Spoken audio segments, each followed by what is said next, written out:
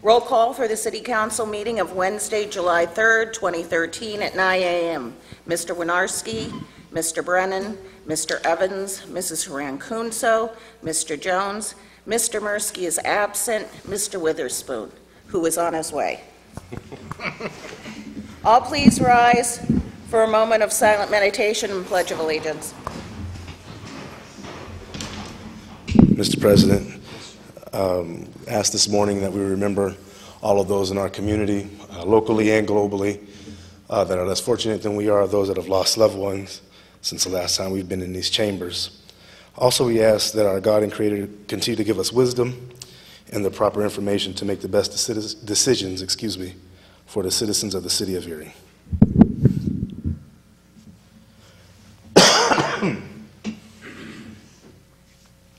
Pledge allegiance. I pledge allegiance to the flag of the United States of America and to the republic for which it stands, one nation, under God, indivisible, with liberty and justice for all. Motion to accept the minutes of the meeting of June 19th, 2013, and bills for payment on July 5th and 12th. Mr. Brennan, Mr. Evans, Mrs. Rankunso, Mr. Jones, Mr. Witherspoon, Mr. Winarski.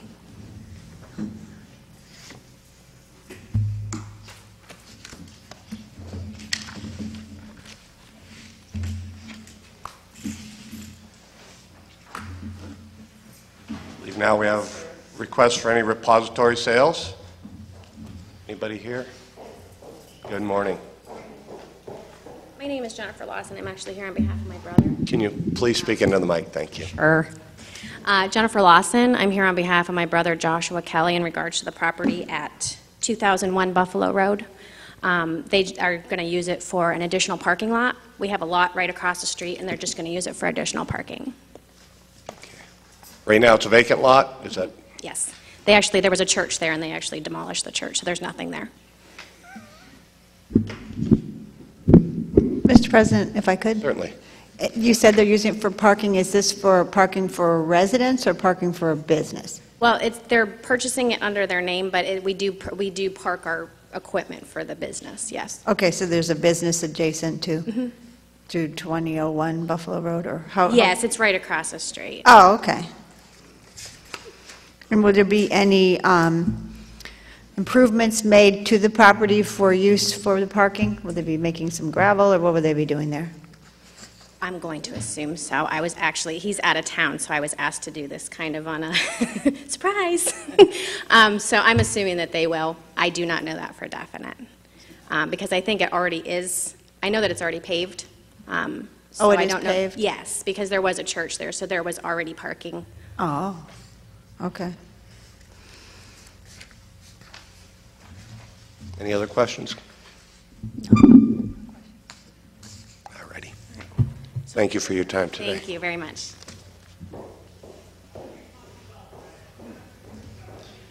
Anyone else here regarding a repository sale? Hearing none. Looks like we have citizens to be heard.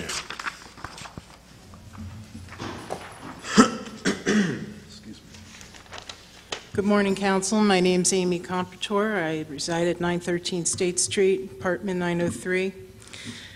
I'd like to talk to you about the EMTA changes.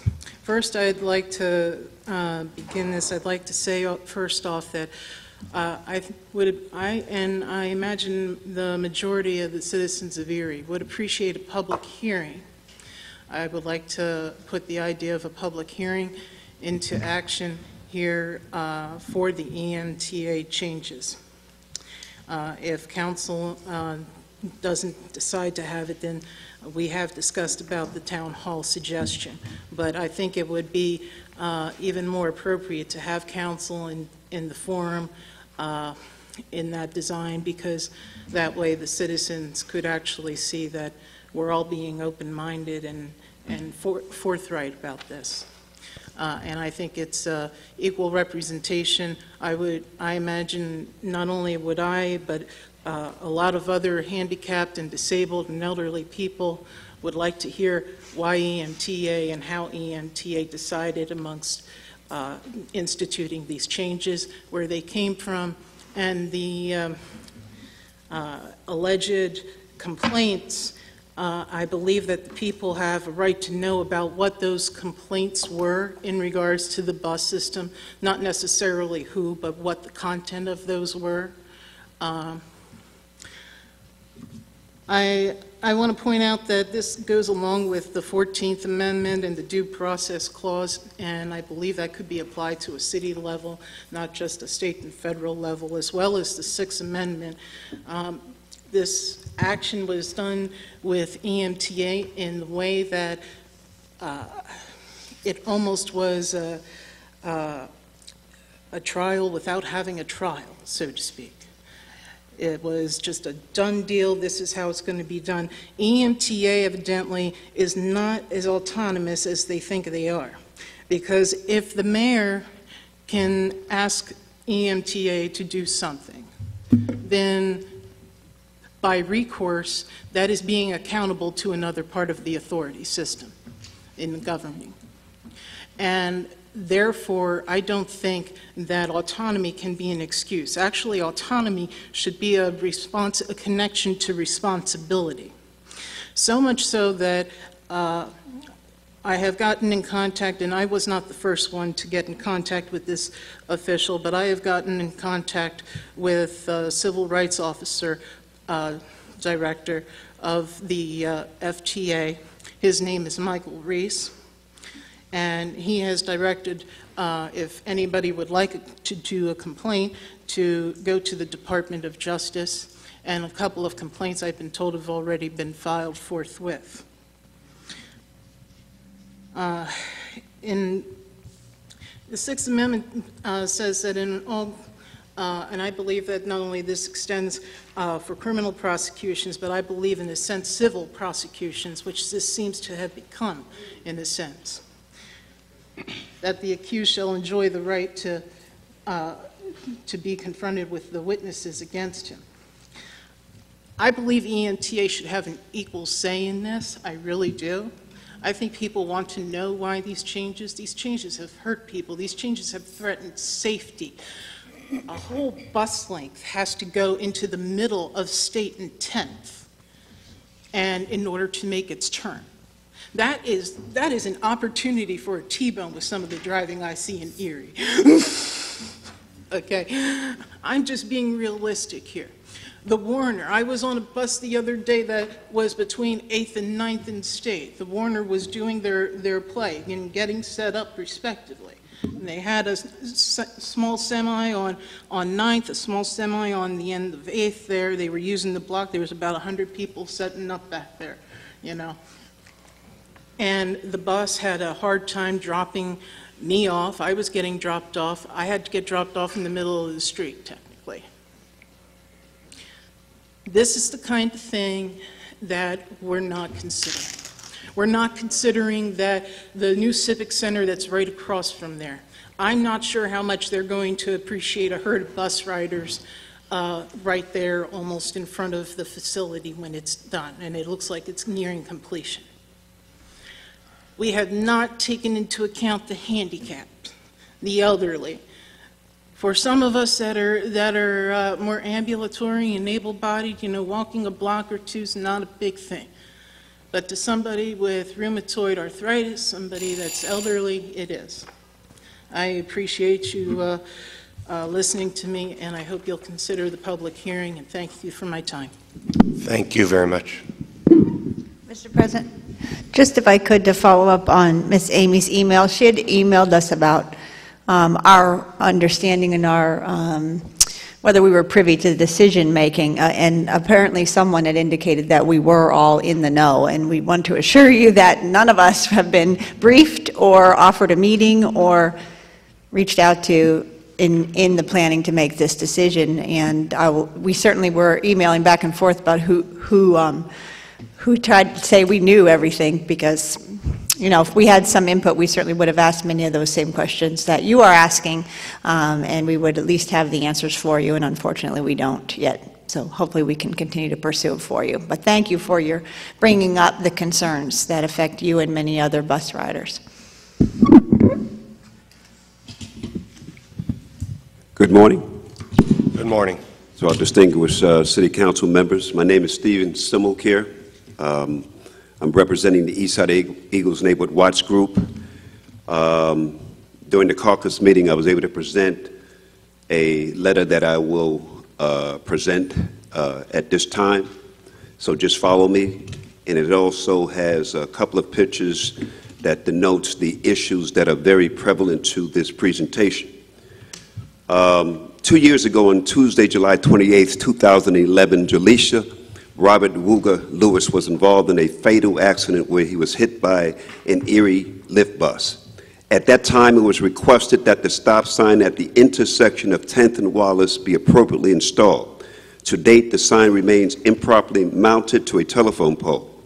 Residents report to members of the Neighborhood Watch Group almost on a daily basis near accidents due to individuals decreasing the speed of their, or the lack of decreasing their speed, actually, on a daily basis in a maneuver referred to as a rolling stop.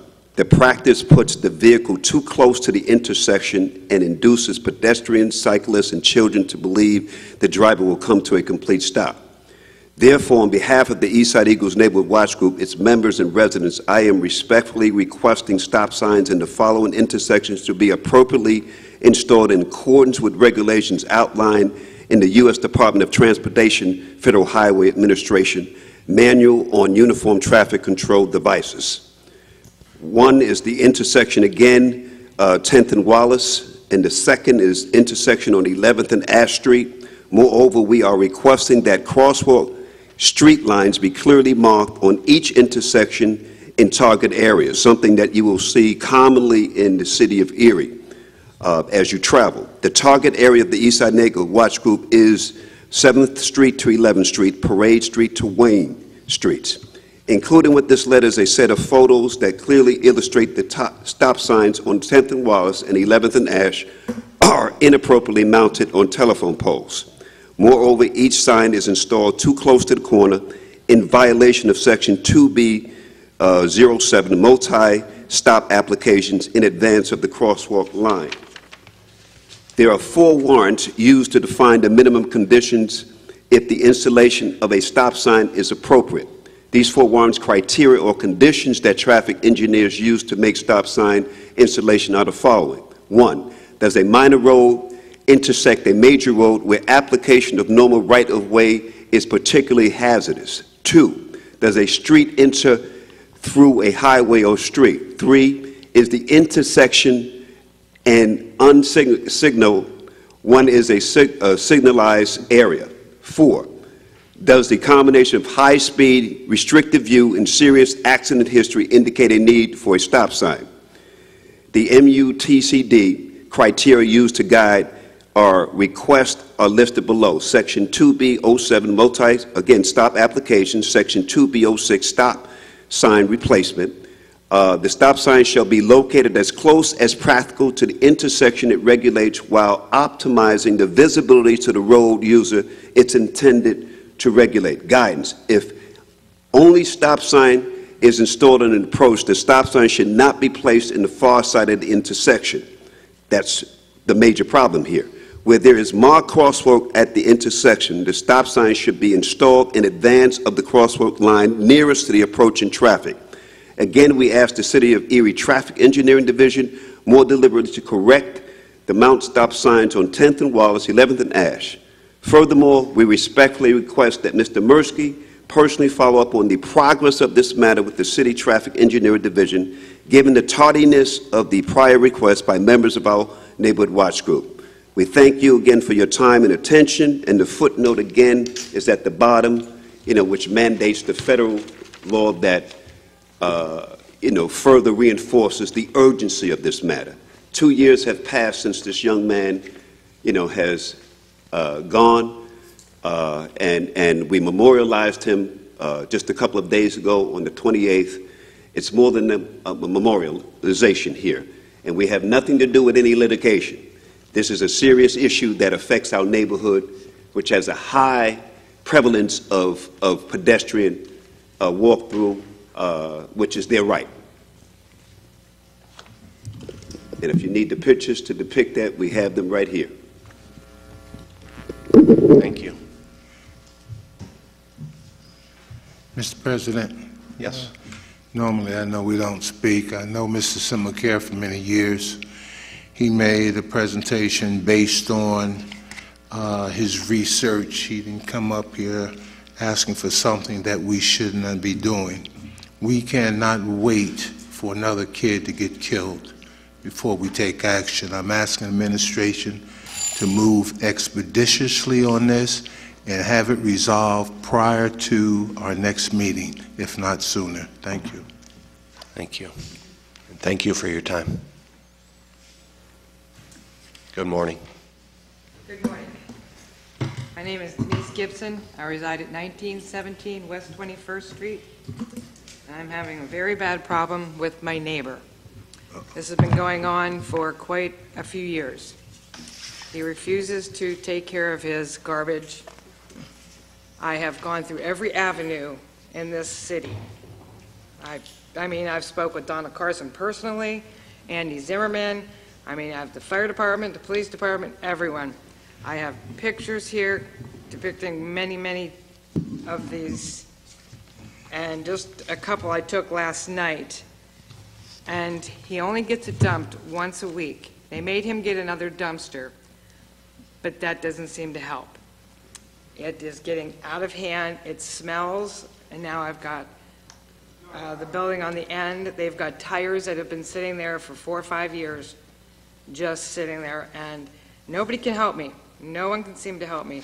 I have a lot of pictures right here. I would like you to see this is out of hand.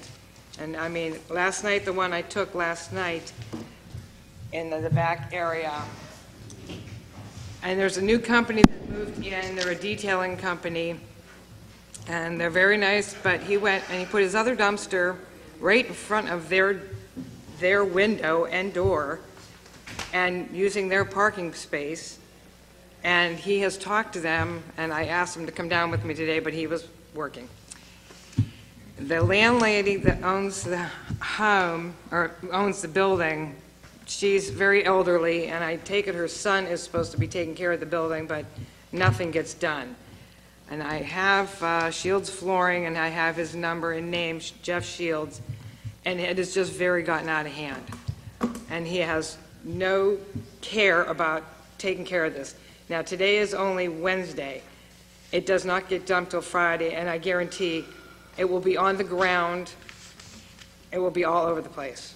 And when they dump the dumpsters, everything falls outside, and then it sits there. And he just doesn't pick it up. He just leaves it there. And this is how I have to look out my front window every day. And it's just terrible. I can't take it anymore. I mean, I don't want to have it out with him anymore. I have had talks with him and talks with him and talks with him, and he just refuses to do anything more. And now that he has a driveway, I think if he would just get a roll-off, I think that would just help matters, but he refuses. He refuses to do anything more. And like I said, I have gone through every avenue in this town, and I mean, Donna Carson probably still has pictures on her computer. I lost a lot of my pictures because my computer crashed a few months ago, and Andy Zimmerman, I mean, I've even talked to Barry Grossman about it. And I just don't know what to do anymore. And I was told to come down here and, yes. Mr. Renarski, yes, yeah. Mr. President? Yes. If I could, Ms. Gibson, what's the address of the business? The address is 1926, it's right across the street from my house. Okay. And they have the dumpster, one dumpster? They have one dumpster that goes in the back, and I have a picture of that one. Yeah, I saw the And then dumpster. they have one that's in the front that they put right in front of the new tenant, right in front of his driveway that shouldn't be there, and he refuses to move it, I guess. I told him that he's not moving it, and I asked him to come down with me, but he has work, and Okay. Yeah. And they're emptied once a week, is that what they you only said? empty it 3:15 in the morning on Friday morning, Thursday night, Friday morning. And they have to pound them, and they don't put lids on them because they break off. Because they're overflowing. And Pro Waste, I've talked to him, and he's very upset about the gentleman also, but because he pays his bill, they aren't going to do anything either. Yeah, okay. And it smells. The one I took last night, the picture I took last night of the one in the back, smells very bad. And I mean, there has been times that I have had to pick up garbage in my front lawn because when the wind starts blowing, that garbage comes in my lawn. My neighbor, his lawnmower got broken because of all the shreds and everything, and it's just out of hand. I don't know what else to do. Right. That's too bad. Mr. President, if I quickly, you've talked to several different groups, individuals, legislators. all my neighbors were all So discussing. what have people said? I mean, I understand that, I don't know, have they put don't- liens? What have they said to you in response? Well, same thing that I've been saying, that I'm the only one that's ever talked to the gentleman because everyone else was afraid of him, I guess. I don't know why, but No, but I mean, as far as you talked to Mrs. Carson, you've talked to Oh, yes. Andy, what Yes, was their I've talked- response to you? The county there's executive? nothing they can do as long as they're having it dumped once a week, that there's nothing I can do. I even called the fire department. I said, isn't this a fire hazard if somebody throws a cigarette butt in there or something? And that goes up. I mean, Some ideas. Mr. President, I have a question. One of the pictures you have shows a large stack of tires.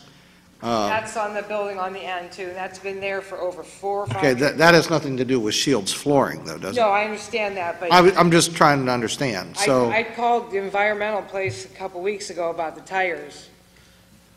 And this picture that you have that shows a container at another location, where is, this isn't in the front of the building. That's the one he just put in the back. So now he has Just the other day. He has 2 containers. two containers now. And now I'll tell you, by tomorrow night, it's going to look disastrous. But this one is not as visible from your Oh, property. yes, it is. It's right down my front window. Okay, but it's not as close to your property as this one is, right? Well, but it's just down the driveway. Okay. So if you had your druthers, would you like to have both containers in the back instead of in the front? They can't fit them in the back.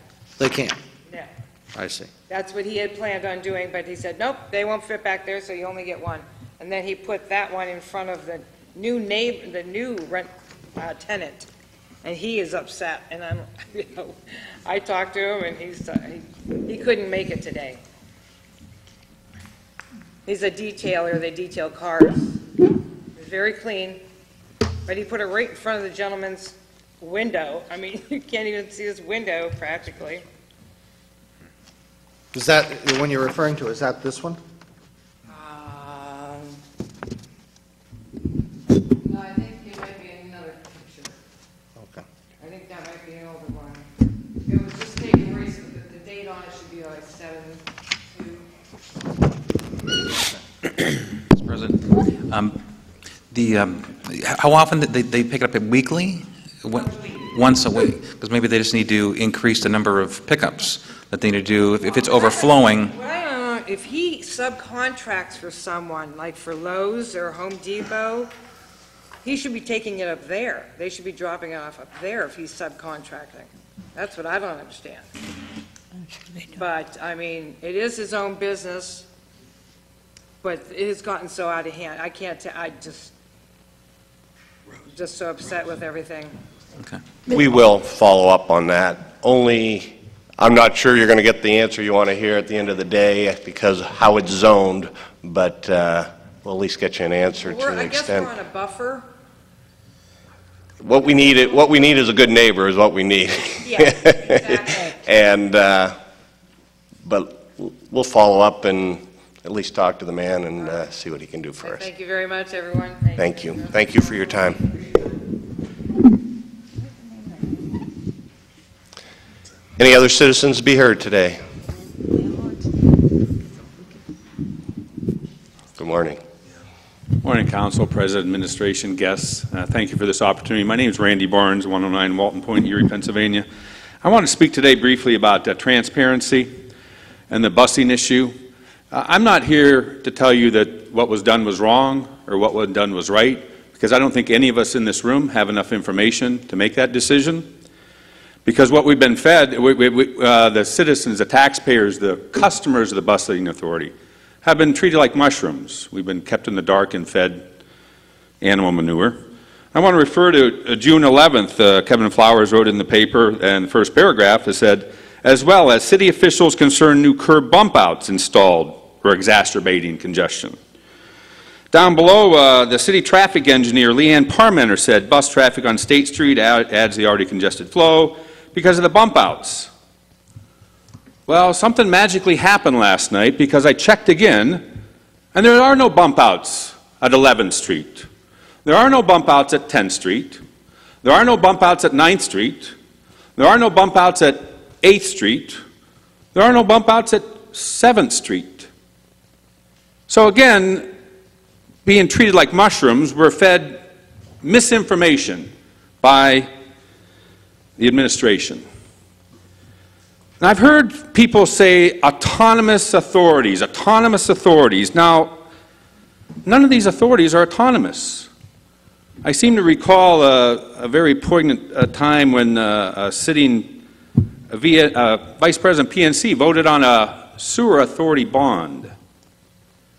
And I know I've been in council when council members have voted on EMTA authority bonds. So these authorities only operate because the taxpayers are put on the hook to back those authorities. So I don't think they're quite as autonomous as some people might think they are. They're not autonomous. Don't even use that word to say these authorities are autonomous. They don't answer to anyone. You know, we were told that many businesses have spoken out. Well, why wouldn't we have a public hearing? And so those business people could come down and say, you know what, these are the problems we have. And the customers of the EMTA could come down and say, these are the problems that may occur. This was done overnight. Now, I know we have council liaisons to every one of these authorities.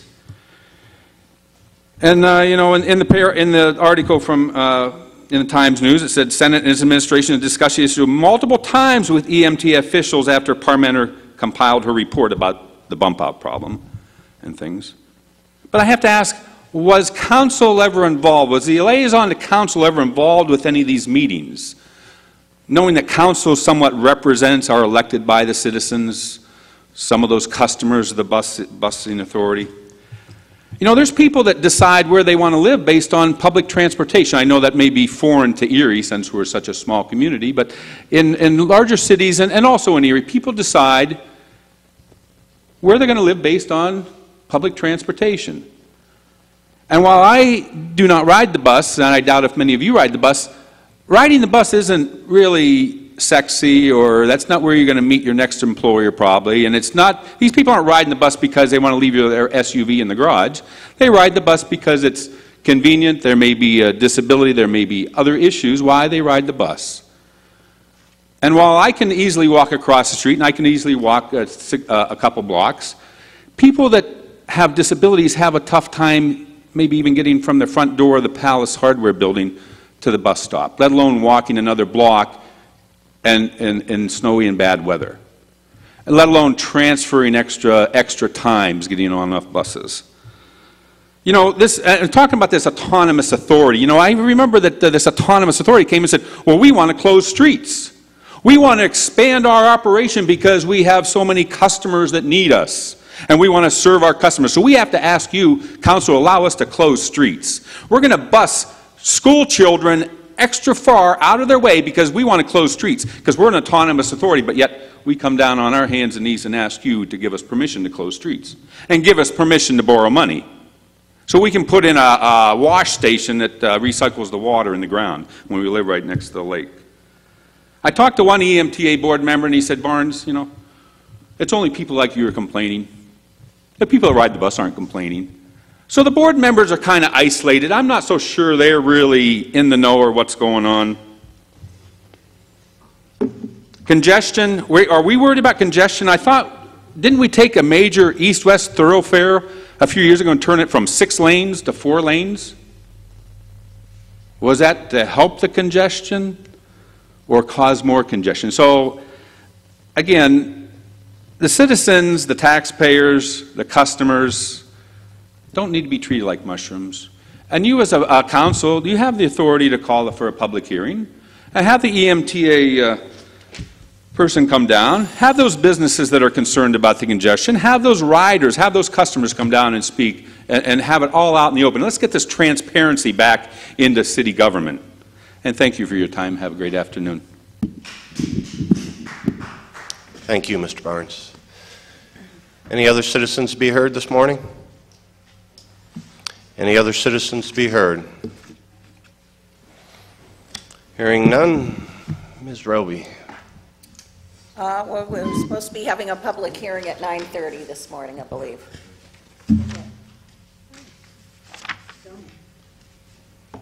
Stenographer's out in the back. She's in the back.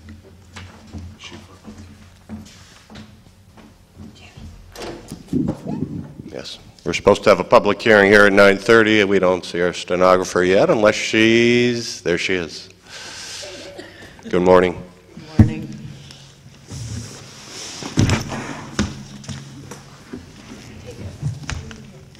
What are you doing?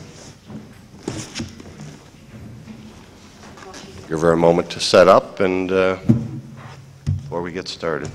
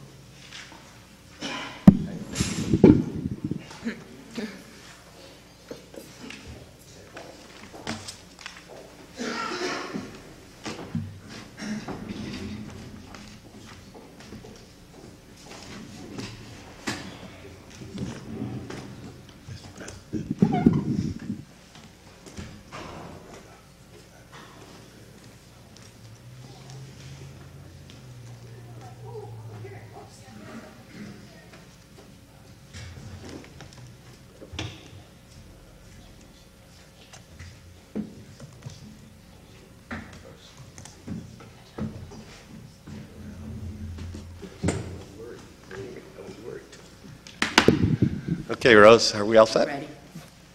Public notice is hereby given that pursuant to Section 405, Official Ordinance Number 80-2005, known and cited as the revised zoning ordinance of the City of Erie, that a public hearing will be held Wednesday, July 3rd, 2013 at 9 a.m. in City Council Chambers, 626 State Street, Erie, PA, for a waterfront conditional use for property located at 1306 East Lake Road, the former Hammermill Paper Credit Union, to semi-public and office use for the Erie County DUI program.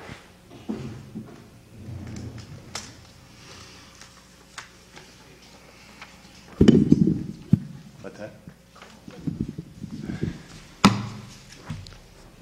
Please come forward. Sorry. Okay. My name is Philip Friedman, and I represent the Erie DUI program. I'm also on the board of the program, and we seek to purchase the building located at 1306 East Lake Road, the former Hammermill Federal Credit Union. And our purpose in using it is to establish an office there as well as a learning center.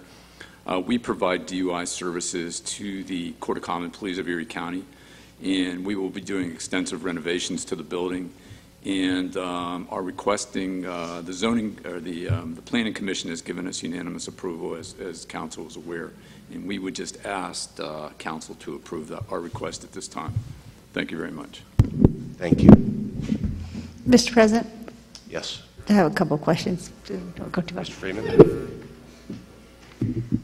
This use would be for offices, and you said training facilities? Is It's that a what you said? learning facility. Oh, learning facility? Yes, what we do is conduct classes for individuals who have been charged with various driving under the influence and underage offenses.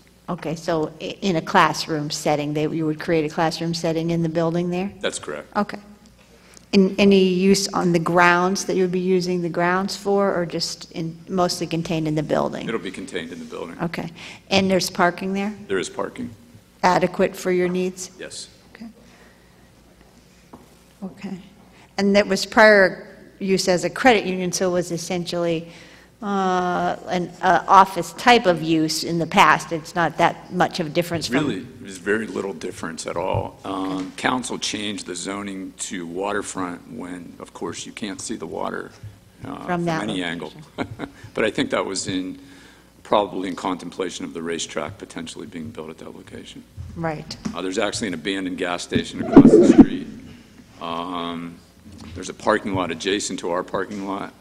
There's residents situated to the north, and we certainly intend to be a good neighbor and will, I believe, dramatically improve that portion of the neighborhood. Okay.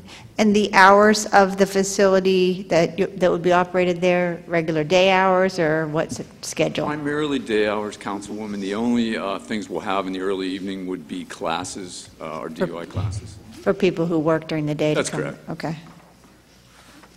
Mr. President? Thank you. Yes. Your clients, will they court adjudicated? The way it works is eventually they are. Many of these people go on to what's called the ARD program. You might be familiar with that. And in order to actually be placed on the ARD program, you have to have what's called a Corinne evaluation, which we do. We provide that information to the courts of common pleas, and then they use that in terms of establishing ARD requirements and or sentencing requirements if it's actually a sentence imposed on a DUI conviction. Thank you. Mr. President, one question on hours. Do you operate at all on the weekends, or is this pretty much a Monday through Friday? We also operate on Saturdays for classes. Saturdays, during the day? Yes, that's correct. Thank you. Mr. President, I have a couple questions. You said, I think you had said that there's no exterior renovations and no additions, it's just exterior cosmetic and then interior room layout changes? It's primarily interior. Okay. There'll be very little need to be done on the exterior. Okay. And with the class, is it a class where they come and like spend the day, then they take a break, and then they go back in the building? Because I'm just concerned about the, people taking breaks outside and some type of outdoor enclosure where they would be able to, take breaks or whatever that would interrupt the neighborhood. I guess that's what I'm kind of getting at. Will there be a large group of people in between classes coming outside to take a break and then going back in the building? The breaks are very short. I can't really tell you if people will walk outside or not. We actually will be a smoke-free building. If people want to smoke on the exterior, certainly they would comply with any ordinances. We obviously would like to preclude anyone from smoking, but we can't necessarily do that. We have no intentions of disrupting the neighborhood, nor there will be people congregated on that end of the building that's closest to the actual neighborhood. So I don't see that as an issue at all. Okay. Thank you. Thank you, Mr. Friedman. Thank you very much. Please come forward.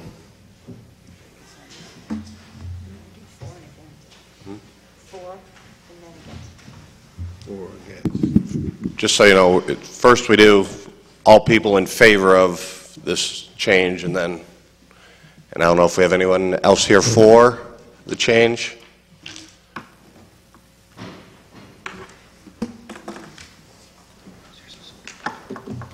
Sorry about that. Good morning, council members. Good morning. Citizens of Erie. My name is Brian Agresti. I am the owner of Erie Real Estate Incorporated. We currently own the building at 1306 East Lake Road. And the DUI Center is trying to purchase the building currently for the use that was mentioned earlier. However, in the event that mortgage financing isn't approved, I would also like to have a conditional use to use the business or the building for business use for a real estate office and individual professional offices within the building. It seems that it's mentioned that just one use One use is mentioned today, but I would like it approved for either use, and I wanted to make that clear. Thank you. Any questions? Any questions from council? Thank you. Very good, thank you.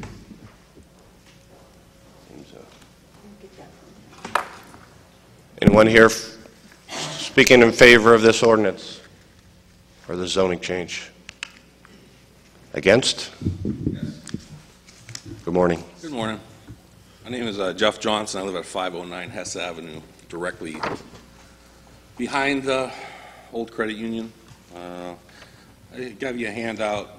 There's pages 2 and 3 are a couple pictures of my property and where it ends up along the border of the credit union parking lot.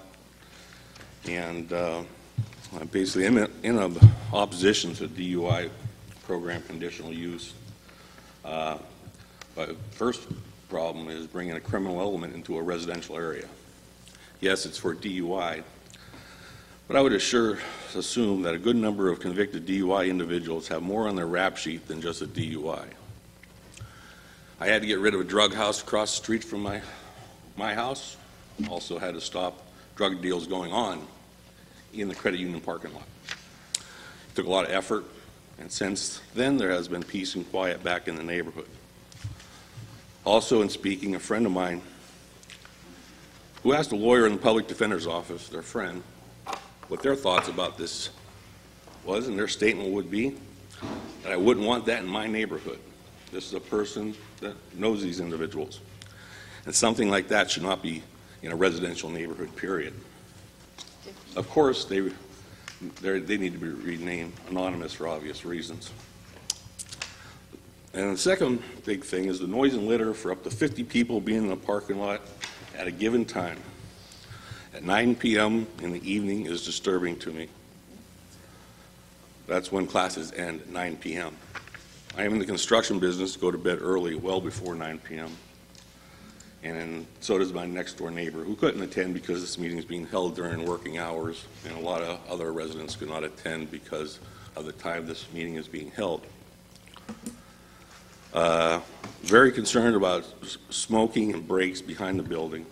The building is about 30 feet away from my property line. Great number of people smoking, drinking coffee, having snacks during their breaks. I'm very concerned about the litter and noise. I spent a good penny on a landscaper to come and keep my property looking nice. And I was also didn't know, and it didn't say anything, that they were going to purchase the building. I thought they were just going to rent it along with the other tenants in there. So I was concerned about the parking. Hess Avenue is very congested.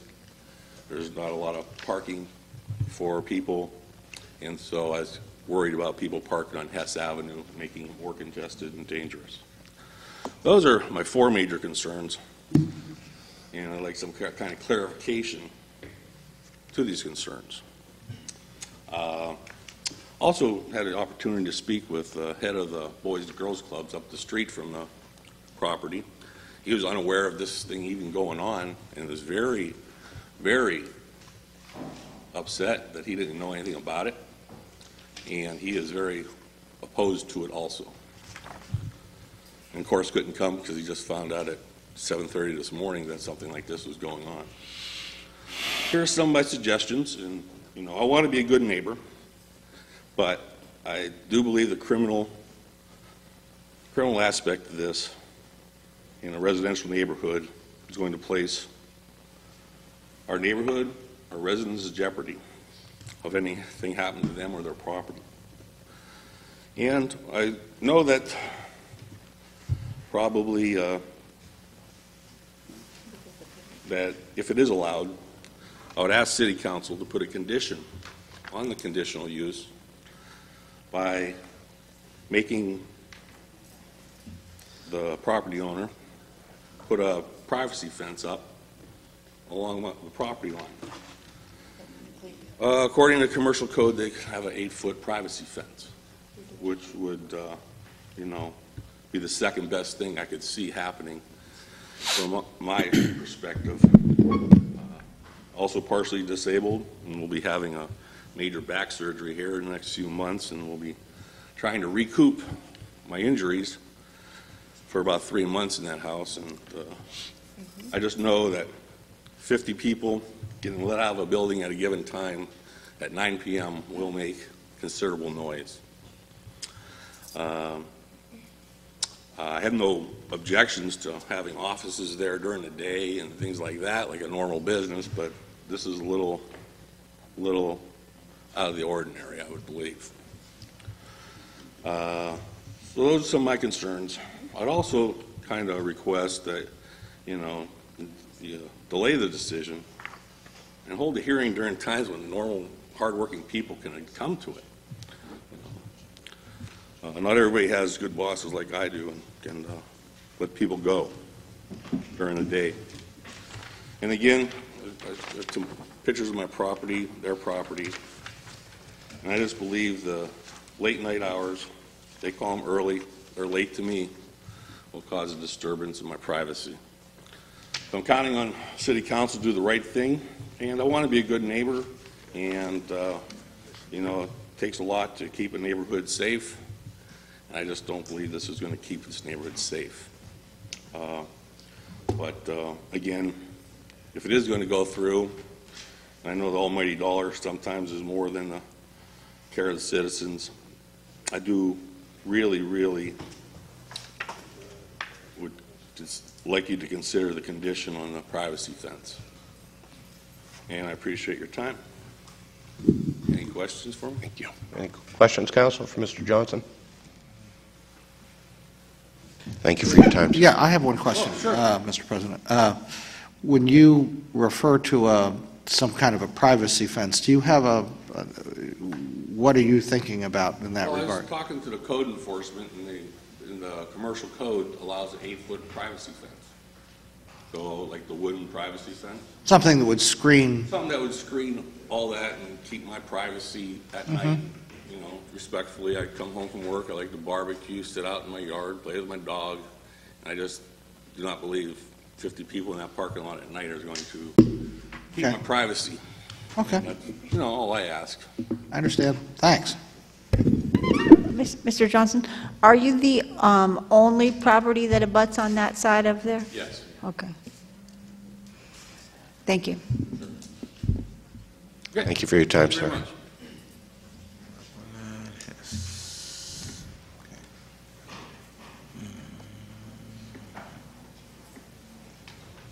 My name is Randy Barnes, 109 Walton Point, former Lower East Side resident. And I guess my concern, I just want council to be aware, there was a letter sent to Armin in the zoning office, said that there are up to 25 people enrolled in each class. And in the first class, they have to bring a buddy, so there's up to 50 people. And I counted the parking spaces, and there's 42 parking spaces at this former credit union. And so I'm thinking that if we go down the road and we aren't as successful as we hope to be in society at curbing DUIs, there may be a growing number of people that have to attend these classes. And it looks, without knowing the property, it doesn't look like there's enough parking space, or there's any room for expanded parking. Again, I counted spaces, there were 42. So I think they do a good job. It's a good program. Obviously, it's court-ordered by the state. It's mandatory. I just want to think that we want to be looking forward in case this program expands and we run out of parking at that space. All right, thank you. Thank you. Anyone else here to speak opposed to this ordinance?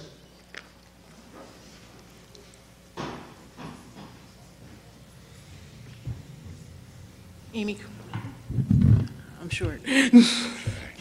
Amy Comprador, 913 State Street, apartment 903. I just wanted to, they've made both good points, Council. I just wanted to bring up an idea perhaps in regards to this that maybe others haven't considered. There's a lot of DUI places like Gadenzia that have different locations here in Erie. Couldn't Gadenzia help partner with the DUI place? I know they have a lot of different residences. There's one on 12th, there's one on 2nd Street, Second and Peach. There's another one on Fifth and Chestnut. Perhaps moving a DUI program somewhere near where already that element is would be a more proper thing instead of invading the small residence community. Thanks. Thank you.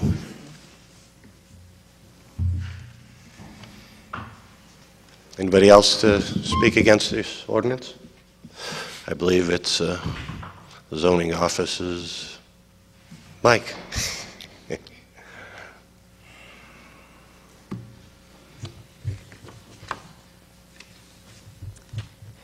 Good morning, Honorable President, members of council. My name is Matthew Puz, City Zoning Officer. I'm here to read the recommendation from the Planning Commission regarding this change of use. The City of Erie Planning Commission at the regular meeting on May 21st, 2013 reviewed a proposal by the Erie County DUI Program Incorporated for a change of use at 1306 East Lake Road from a credit union bank to a semi-public and office use. Property is located in the WC3 Waterfront Commercial Hammermill District. The change of use is a conditional use in this district and needs to be presented to the governing body for their approval. The new uses will have the Erie County DUI program occupying the portion of the building that will be changed to the semi-public use. The offices will be rented out to tenants. There will be no exterior renovations to the property, and the property does not front the lake. After reviewing the proposal, the Planning Commission unanimously recommends that Council approve this change of use. The Commission believes that this change of use should be granted on the grounds that there will be no exterior renovations. The use is appropriate for this building and district. Respectfully submitted. Thank you. Any questions, Council? Mr. President, Mr. Puz, the use is semi-public. What all does that include? That can include anything from a church, school, in this case the school, nonprofits. It basically would not include an office as Mr. Agresti has requested? Only if it would be a nonprofit organization occupying the office. And our agenda actually reads that the request is to a semi-public and office use. What does that mean to you? Because I'm reading the Planning Commission note saying semi-public, not office. Oh. What is the recommendation? Should be semi-public and office. How do we do both? Commercial districts permit more than one use, so you'd have one use, part of the building being a semi-public use and the other part being an office use. And that is what we will be voting on, is having a split use? Yes.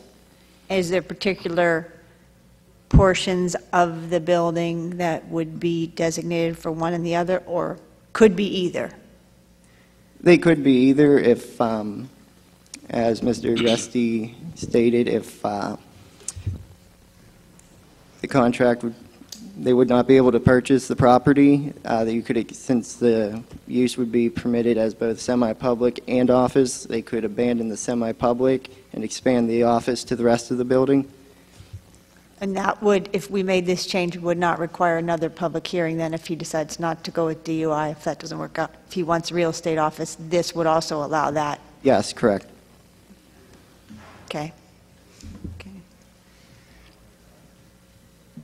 This isn't requiring a design review because they're not doing exterior renovations, is that right? Yes, that's correct. But the idea of a fence being erected, what would that require? A design review process for that? Fences in general do not go in front of the Waterfront. design. What's that? In the waterfront, though? I mean, we can have it I don't going. know. I don't know if it's required on the water. I think it probably is. I don't know. Waterfront conditional use is a different animal, you know. Yes, yes.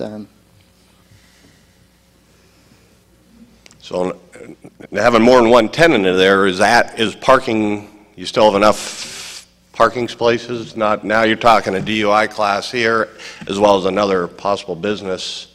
Yes, the, you know, 42 parking spaces with 2 uses. The building is approximately 5,500 square feet, depending on how it breaks up. Office use is 1 space per 500 square feet. So at max, it would be 11 required parking spaces for all offices. For the classroom, it's one space per classroom and 1 space per 0.25 students over the age of 16. So everyone would be over 16, hopefully, and the at 25 students, that would be a maximum of 7 parking spaces. So it would fall within the guidelines of the zoning ordinance regarding parking. So it fits within the requirements for parking. Mr. Friedman, I think, mentioned there might be another adjacent parking lot or something. Is there something else nearby for overflow parking? I believe so, yes.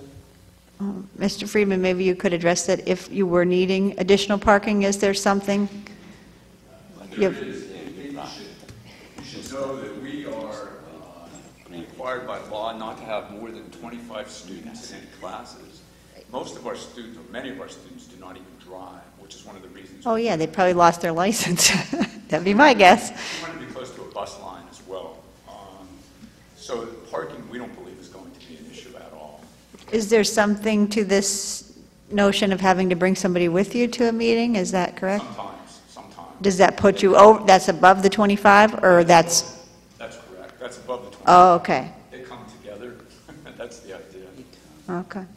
So we're currently located right here on North Park Road, where parking is extremely limited. And we just have not had a problem. I asked our executive director, and she said they never believe that we have more than 20 cars at any time. So we don't see parking as an issue. Okay. The other point that I really take exception to is the gentleman saying that our people come with drug convictions and other arrests. And that's just an outrageously false statement. Most of these people are first offenders, members of this community who have been charged with a DUI or underage violation. These are not hardened criminals going into a neighborhood looking for crimes, and that's just an outrageous statement. Thank you. Yeah. You done? Mr. Any other questions? Mr. President? I'll take a break. Certainly. All right. Yeah, Matt, a question for you. Mr. Agresti mentioned about, if this doesn't work out, having another use for offices, maybe the real estate, but previously when Ms. Rankunso asked you a question about utilizing the space, you mentioned it had to be connected to a nonprofit. And so with this passing, if we were to pass this, it says for this conditional use, the DUI center, classes, and offices. So the and offices can be used for profit or just nonprofit? Because maybe I just misunderstood. It sounded like it was 2 different answers. Yes, the offices could be used for profit or nonprofit. It would be offices, business offices. You know, the real estate office would be a permitted use for that office. Okay. So what was the comment you mentioned about the nonprofit piece? What I missed it. That would be the semi-public use. Would be a Okay. nonprofit or a church, school. Okay, so so that's what the DUI center Yes. fits okay, all right. Yes, they fall into the semi-public use. Right, okay, I got you now. So we could eliminate the semi-public use because it didn't work out and utilize the whole space for offices? Yes. For example? Yes, you could just expand the office use since it's already a permitted use there. If the conditional use is approved, it'd be a permitted use. Right. You could just expand it and abandon the semi-public use. So really asking for 2 things, not just one. Yes, two separate uses for the building. All right, thank you. Any other questions? Sir, probably a question or a statement. Mr. President, this situation seems like it's an easy one, but I look a little deeper, and I'm concerned about the clients that they will be dealing with, and I understand that. Anyone know me, I work community-minded, but I'm also concerned about the resident and his request that he don't have a problem if they put up the privacy fence, and I believe the organization should consider that if that will resolve the issue. But equally or more important is I don't think, and maybe I'm the only one, that we understand the totality of both sides right now. And I know we don't vote on it today, but we need to get together and research, ask questions, maybe bring somebody back at another time, or we go out and look at the property, talk to the pros and cons individual other than this type setting, and then when it's time to vote, we can vote one way or the other.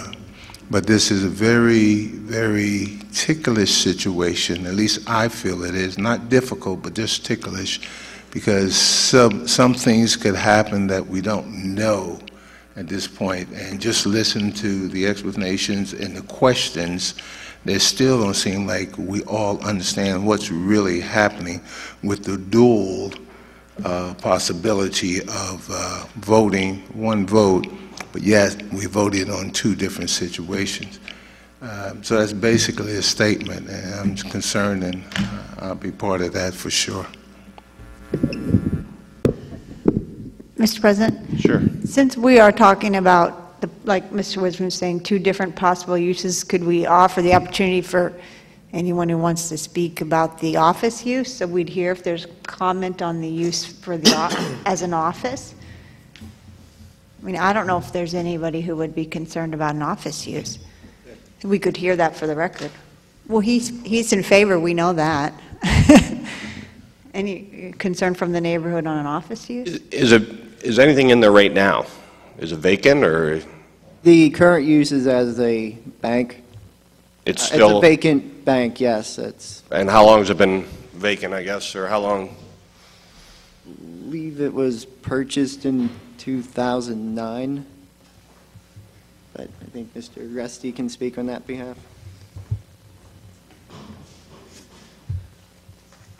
Let me explain the use of the building currently and what I plan as office use so it's very clear to everybody in here.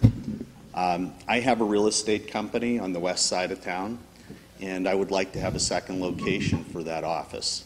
This is a beautiful building. It's been vacant for a number of years, and if there's been any problems with the building, it's because it's been vacant. I have bought the building over 9 months ago. I have spent a lot of money making it beautiful again, making cosmetic improvements. Every weekend, I'm outside picking up papers at the bus route and trying to make the building look good. I would love to have an office use.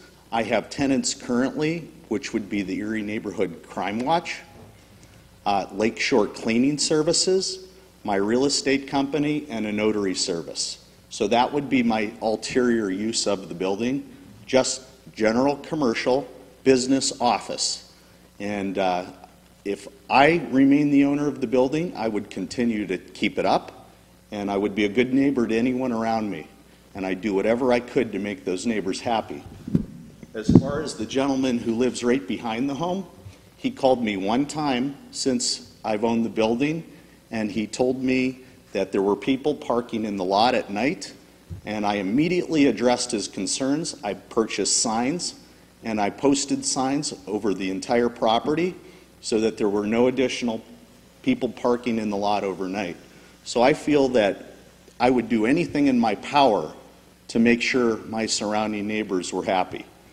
However, the building currently vacant and this conditional usage for a commercial building like it, in my opinion, it's just not right. It shouldn't have to sit vacant, and it shouldn't have to come in front of City Council for a commercial business usage. But in answer to everyone's questions, I would do whatever I could to keep the neighborhood clean and to keep the building clean and to keep the neighbors happy. And I've done so since I've owned it, in my total ownership of 9 months. And I think you could ask anyone in that neighborhood and they would agree with that. Every Saturday I pick up papers. I've sealed the parking lot. I've painted the exterior of the building. I even painted the mailbox that was all marred up and graffiti covered. I've done everything in my power to keep it right, and I would continue to do so. I care about every building I've owned, and I care about this one, and I would like to keep it nice in the neighborhood. Mr. President, if I could ask, Mr. Agresti, would you consider a privacy fence that against the abutting property at 509 Hess? Yes, I would. If it became a problem in the future and the neighbor called me and felt that it was a problem with an office usage, yes, I would consider a privacy fence. And if this becomes a DUI office, you'll be selling it to them, or they'll be leasing space from you? They will purchase the building directly from me. And Mr. Friedman, representing the DUI, would you consider a property fence against the property at 509? Absolutely, we would consider that it's a problem. I don't believe it's going to be a problem. And just so you know, we intend to continue with the neighborhood watch in the lower level and the other offices that Mr. Agresti has worked out. Okay. And there's also ordinances, as you all are aware, that prevent any sort of a nuisance. Right. And we're a branch, not a branch, but we work with the Court of Common Pleas. And, we intend to be a good neighbor as well.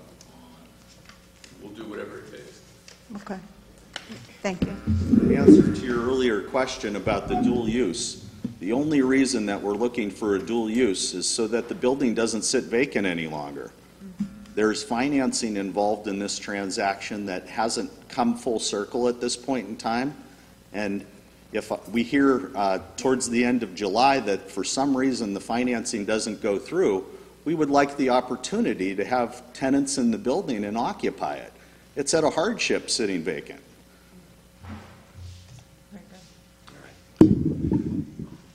Thank you, guys. Mr. President, not a question, but just a statement once again. The answers and presentations for those in favor of, I don't disagree with. I think it's very good, well prepared, and I believe we have a good neighbor there. But also the word I'll consider it, will consider it, bothers me. Because you can consider for a lifetime. Well, we're getting to it. We're considering it. Let's put the fence up. Put the fence up. That's all that neighbor is asking for, so he can have some privacy. And the way it looks, that when it goes up, it's going to be done right, I'm pretty sure. And I understand, you build that into your finances when you get the finances. So that word, I'll consider or we'll consider, that bothers me. But I think you got a good program, and I believe in the business. Thank you, Mr. President. Thank you. Unfortunately, Mr. Johnson, we already... All righty. Thank you. With that, I think we're complete here. Naturally, we don't vote on this today. It will be studied as a council, and we'll vote on it at a later date.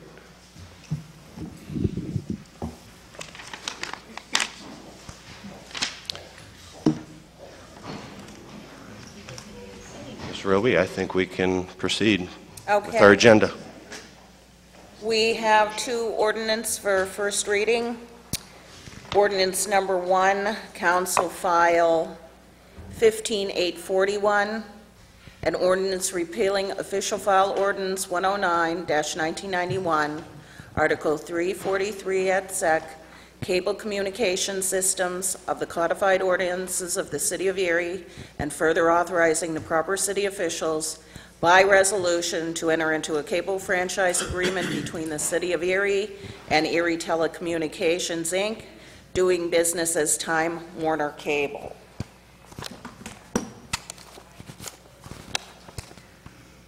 Motion by Mrs. Haran Kunso, second by Mr. Winarski. Council file number 15,841, having been read, is hereby adopted on first reading of City Council. Mr. Brennan, Mr. Evans, Mrs. Haran Kunso, Mr. Jones, Mr. Witherspoon, Mr. Winarski. Council file ordinance number 15,841, having been read, is hereby adopted on first reading by City Council. Yea, 6.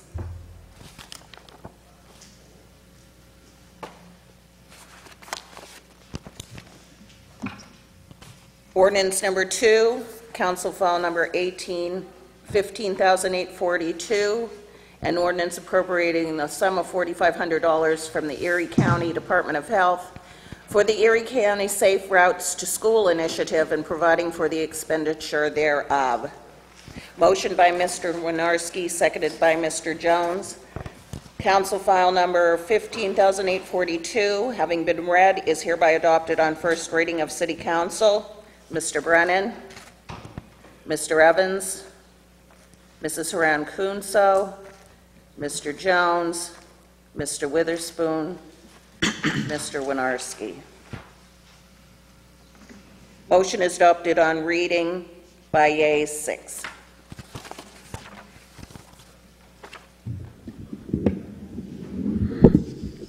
Okay, that takes us to the resolutions.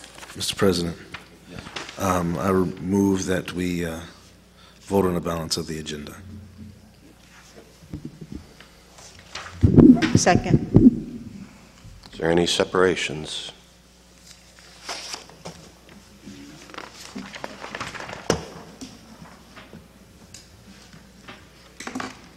Hearing none, Ms. Roby? Okay, voting on the balance of the agenda. Mr. Brennan, Mr. Evans, Mrs. Haran Kunso, Mr. Jones, Mr. Mirsky, Mr. Witherspoon, Mr. Winarski. And that will take us to committee reports, Mr. President. Ms. Kunso? You ready? No. You got a question? I don't have any more questions. No report.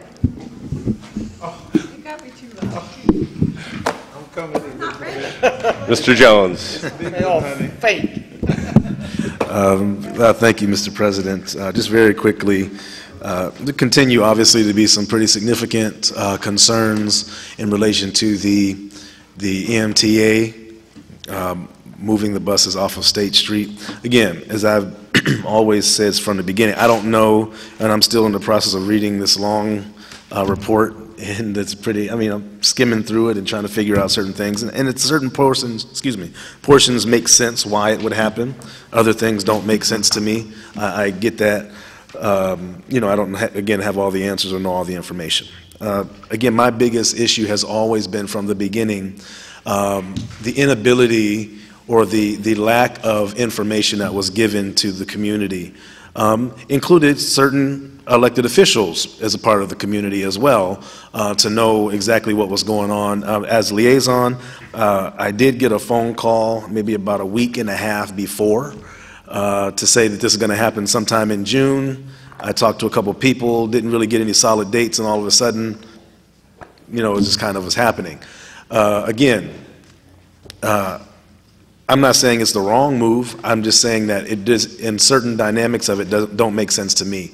And I think that we've kind of overlooked the human portion of this process and the tangible reality of the user of the EMTA service has been, I won't say, because I don't want to speak for the individuals involved in making this move, and that would be out of line. But it just, for me, it doesn't feel as if there was a lot of, or enough consideration on how this would affect them in the off weather season in particular. Someone mentioned about, us, my family's down to one car right now, so I caught the bus here this morning. And quite literally, I talked to the bus driver my whole route here about this issue, very concerned, very unsure of why and what, and, he shared some things with me that, wouldn't be appropriate to say in this setting, because sometimes people speak out of emotion, and it may not be, real information or accurate. But there's still a lot of people who are concerned. And many of them don't come to our meetings, but many of them call us, email us, stop us on the street, and quite literally stop us on the bus stop, some of us, because we are using the service. And then it took me about 10 minutes to get from French to here, because people kept stopping me on the bus stop saying, well, this is crazy, and it's affecting them. And they maybe aren't the ones who are going to be articulate enough or have the time, because real life is affecting them, that they can't come to a meeting in the evening or during the day. I just think that, I don't know what the remedy would be. I think that there's still room for public dialogue and public discourse about the change, because we haven't seen the challenge of the change yet.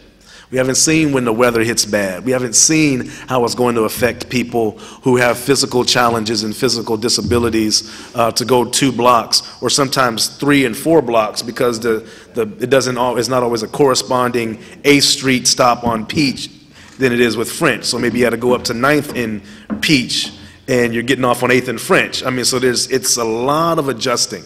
And so, again, I don't know if the public hearing is the right format. I don't know if a town hall. I just think that has to be some kind of a format, not just for venting, because we can vent and people come and they vent, and that's appropriate. They vent to us, in emails, that's appropriate.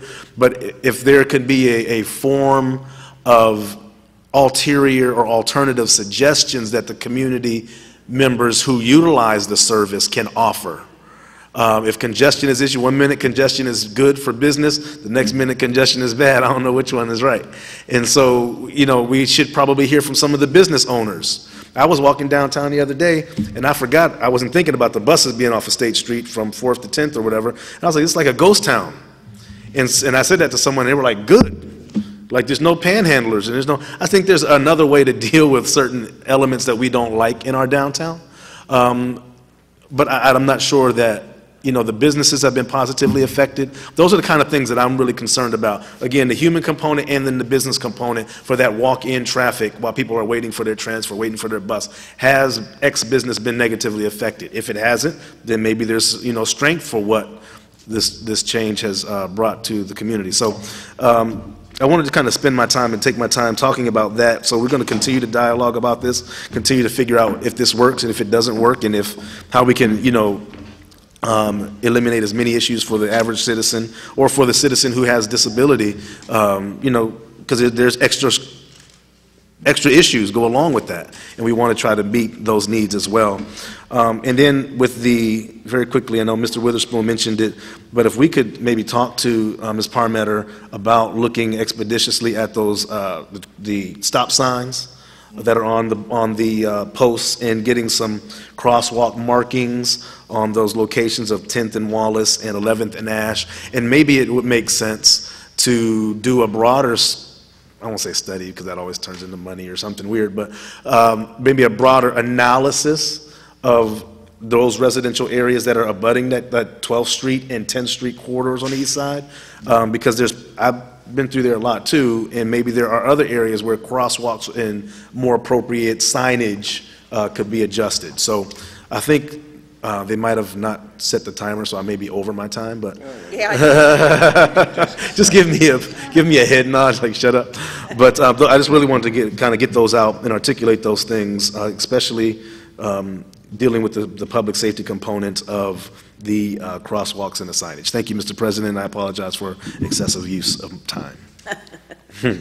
Thank you, Mr. Witherspoon. Thank you, Mr. President. I only have 2 minutes since Mr. Jones took 3 of mine. I just want to give congrats out to, first of all, the administration and the City of Erie for the work that they have done at the basketball court on East 19th Street between French and Holland. It is a new day. I drove by yesterday and I seen a minimum of 70 young men playing ball. and this is just pickup ball. And one young man said to me, he said, "Hey, Mr. Spoon, thank you for the glass." And those who are not basketball players, glass backboards. I said, "You're welcome." He said, "We're going to take care of it."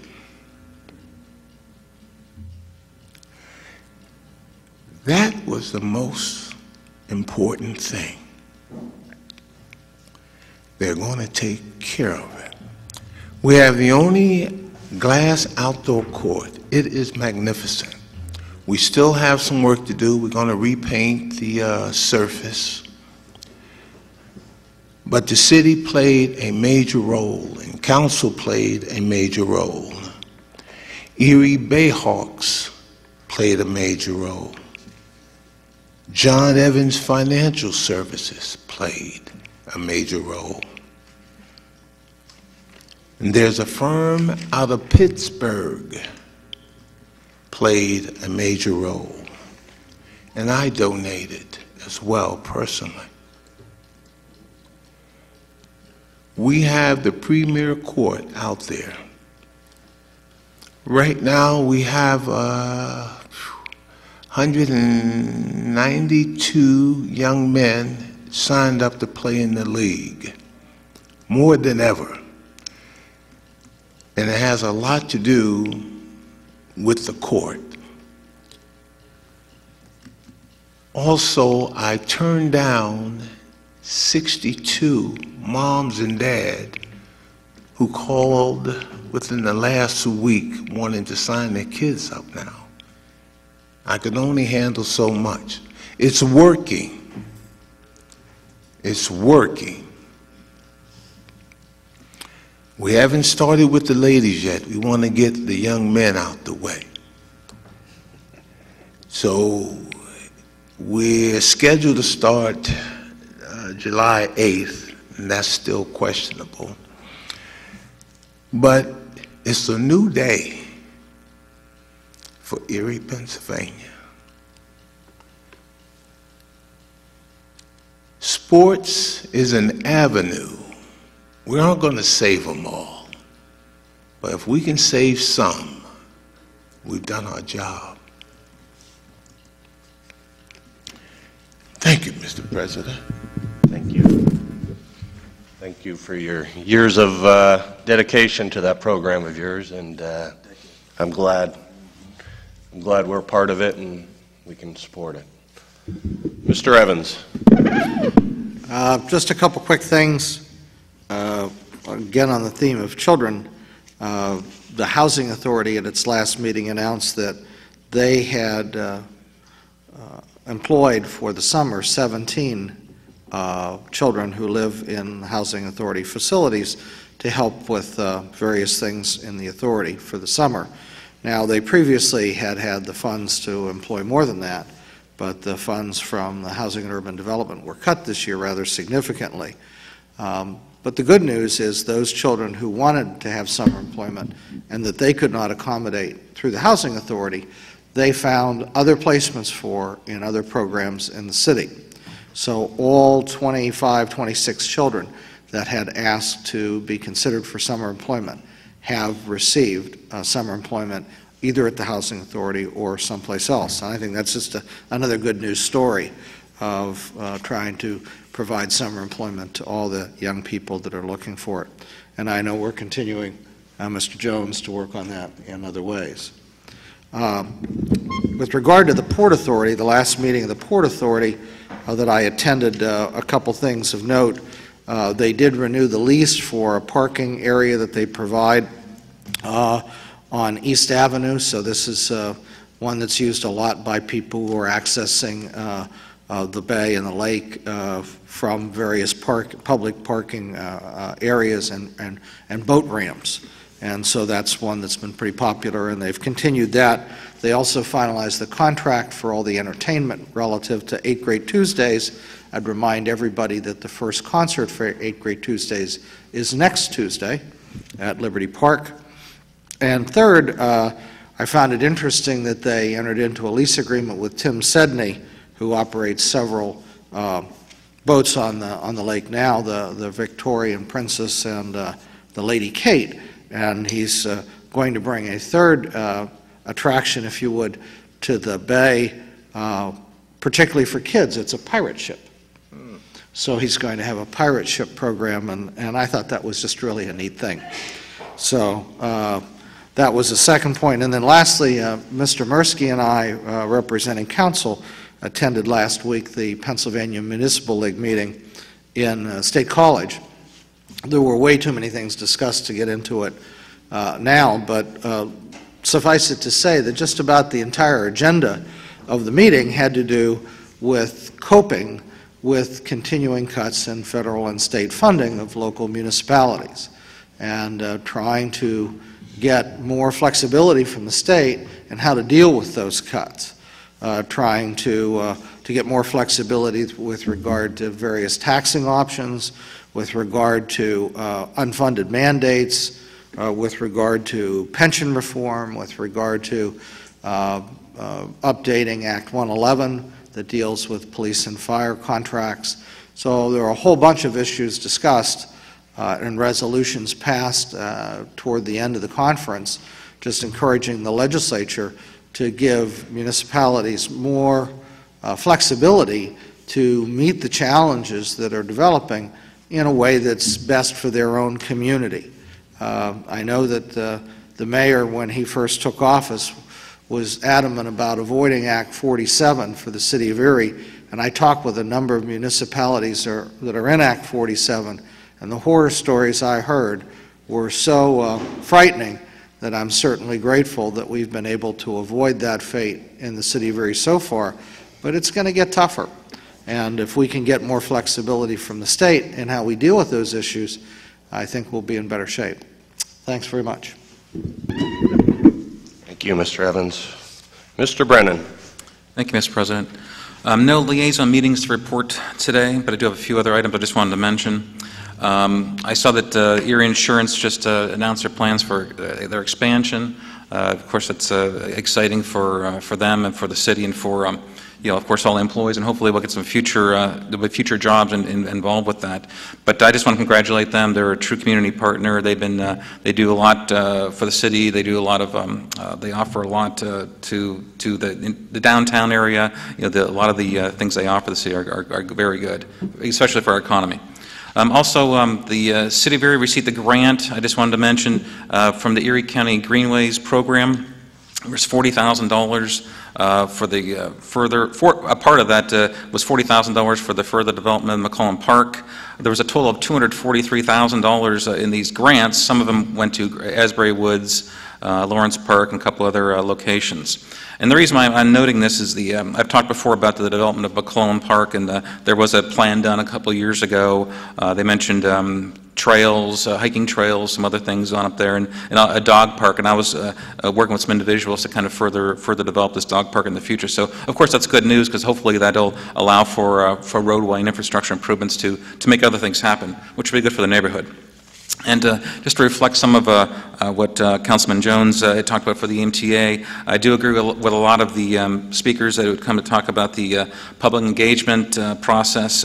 I would have liked to have seen that happen much before this was decided upon, but since a change has occurred and it's already happened, maybe in the future we do schedule some type of meeting to see how it's going and continue the discussion, and hopefully we'll get to the what's best for the citizens, what's best for the downtown businesses, because that's really what counts. What's better for the city, and that's what we want to come up with in the end. Thank you. Thank you, Mr. Brennan. Just to follow up what Dave said with Erie Insurance, I did attend their announcement the other day, and they are the area's third leading employer, and they're a good neighbor. And it's great to see them partnering with the City of Erie and helping us grow and improving the east side. It doesn't matter whether it's the east side, west side, but it's nice that we have a company that is committed to the City of Erie, and I just want to thank them publicly for what they do for the city. And with that, just want to bring that up. People, please be patient. Paving program is underway. I know there's a lot of detours, a lot of congestion sometimes with the process, but it's good. We need to get it done. We've got some good money we're putting into it, and it's all for the citizens of the city to improve our streets. You know they're well needed more often than not.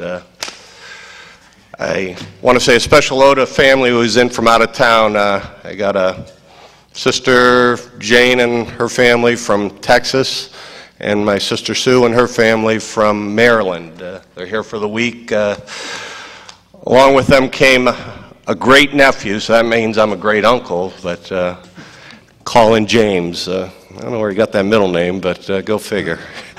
But thanks. And with that, looks like we don't have a controller today. We got a future controller in the audience. Mr. President? Yes, Mr. In your report, I didn't have it noted here, but Erie Insurance also was a major player in financing the court. We will be planning, along with the city, a ribbon cutting once it's totally completed. But even prior to that, guarantee you, the court's being used right now. So we have about 5 or 6 major players that made this happen in the city. And if you riding around, go down 19th Street, just stop and take a look. It's a new day. They're a good neighbor to have, right? Yes, indeed. Ms. Beck. Good morning. Good morning. Just very quickly, Mayor Sinnott and members of the administration also attended the Pennsylvania Municipal League meeting in State College. I've had some successful meetings, and thank you to Mr. Evans for bringing back the Kaboom book for the mayor. You'll remember we had a playground build when Erie hosted the Pennsylvania League a couple of years ago over in Gridley Park, and I think that playground gets a lot of use, and Kaboom is a great organization. I will work with traffic engineering, making sure that she gets this memo and seeing what the happening over on 10th and Wallace Streets with the stop signs. Also, just to wrap things up, Liberty Park tomorrow, fireworks. 5:30 begins picnic in the park.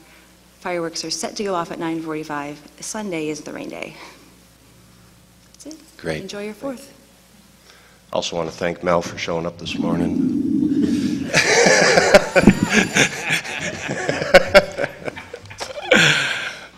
I believe we're done. Okay, City Council adjourns at 10:39. Mr. Brennan, Mr. Evans, Mrs. Around Kunzo, Mr. Jones, Mr. Witherspoon, Mr. Wood. Hey, gotcha.